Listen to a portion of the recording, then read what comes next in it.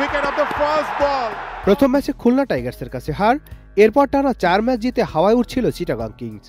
অবশেষে তাদের মাটিতে নামালো এবারের বিপিএলে অজেয় জয়ে ওঠা রংপুর রাইডার্স। চিটাগাংকে 33 রানে হারিয়ে টানা 8ম জয় তুলে নিল নুরুল হাসান সোহানের দল। 4 ম্যাচ পর হারের স্বাদ পেল মোহাম্মদ মিঠুনের চিটাগাং। 165 রান তারা প্রথম বলেই উসমান খানকে হারায় চিটাগাং। তবে আরেক ওপেনার পারভেজ হোসেন ইমন ঝড় তুলে সেই ধাক্কা কাটিয়ে দেন।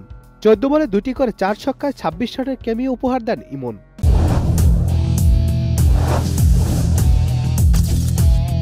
এরপর 15তম ওভারে মাত্র 106 রান তুলে 5 উইকেট হারিয়ে ম্যাচ থেকে ছিটকে পড়ে দলটি।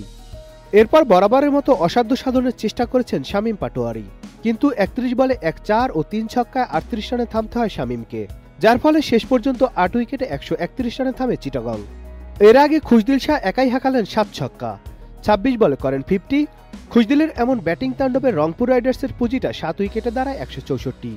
তবে এদিন সুবিধা করতে পারেননি অধিনায়ক নুরুল হাসান সোহান।